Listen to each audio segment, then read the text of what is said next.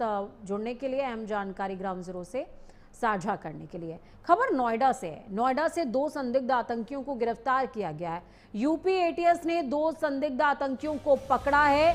पाक हैंडलर के संपर्क में थे दोनों आतंकी। संदिग्ध आतंकी तुषार और समीर खान गिरफ्तार हुए हैं।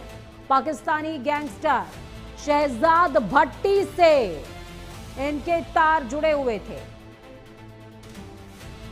टारगेट किलिंग और ग्रेनेड अटैक की साजिश थी।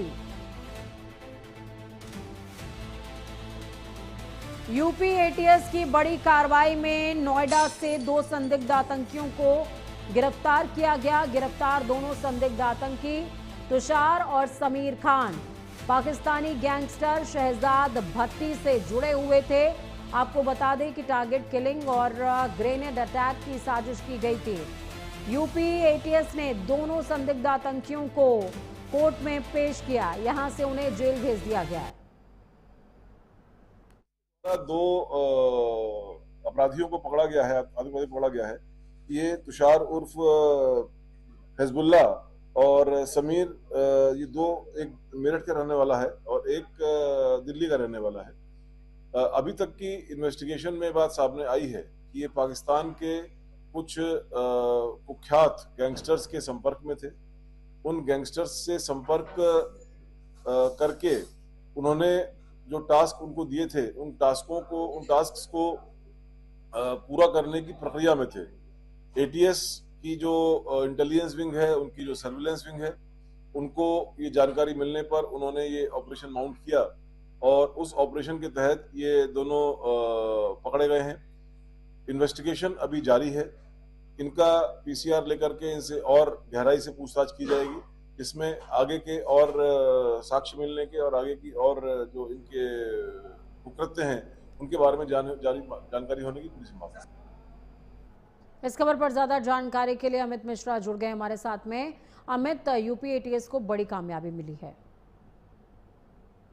जी बिल्कुल पूजा, देखिए यूपी एटीएस को बड़ी कामयाबी मिली है। जिस तरीके से पहले ही आतंकी मॉड्यूल के तमाम लोगों को पकड़ा गया था, उसके बाद अब कार्रवाई लगातार जारी है। और जिस तरीके से आज नोएडा से 2 की गिरफ्तारी हुई है, जो तुषार यानी हिजबुल्ला अली खान था और उसके साथ समीर को गिरफ्तार किया गया है। एटीएस ने इनको गिरफ्तारी की है। कई दिन से एटीएस की रेकी चल रही थी। बताया जा रहा है कि जब जांच में एटीएस की खुलासा हुआ है कि ये शहजाद भट्टी जो पाकिस्तान का गैंगस्टर था, उसके संपर्क में थे। कई संपर्क के सबूत मिले हैं और इसी को लेकर के अब पूरी तरीके से एटीएस का जांच का दायरा और बढ़ रहा है। किस तरीके से कहां पर इन्होंने गतिविधियां इनकी संदिग्ध रही हैं, किस तरीके से ये पाकिस्तान हैंडलर से जुड़े हुए थे, शहजाद के साथ, भट्टी के साथ इनका क्या कनेक्शन रहा है, इसको लेकर के एटीएस जांच कर रही है। लेकिन ये कहा जा सकता है कि जिस तरीके से तमाम गतिविधियां पिछले कुछ दिनों में एटीएस के नजर में रही है, एटीएस ने कई कार्रवाई की है। उस कार्रवाई में ये अहम 2 कड़ी माने जा रहे हैं, क्योंकि देखिए साफ तौर पर सीधा कनेक्शन इनका जो है वो शहजाद भट्टी से मिलता हुआ नजर आ रहा है। और इसी के लिए ये माना जा रहा है कि कई बड़ी गतिविधियों को अंजाम देने की फिराक में थे और इसीलिए लगातार इनका कनेक्शन जो है वो शहजाद भट्टी के साथ चल रहा था। कई चीज बातचीत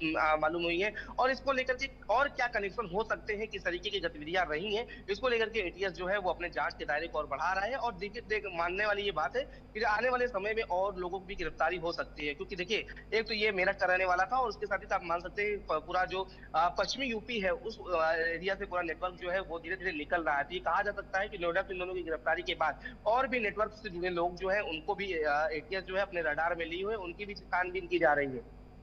बिल्कुल, क्या इनके नेक्सस में और भी लोग हो सकते हैं अमित? इस बात की पॉसिबिलिटी है क्या और भी जगहों पर छापेमार कार्रवाई की जा रही है?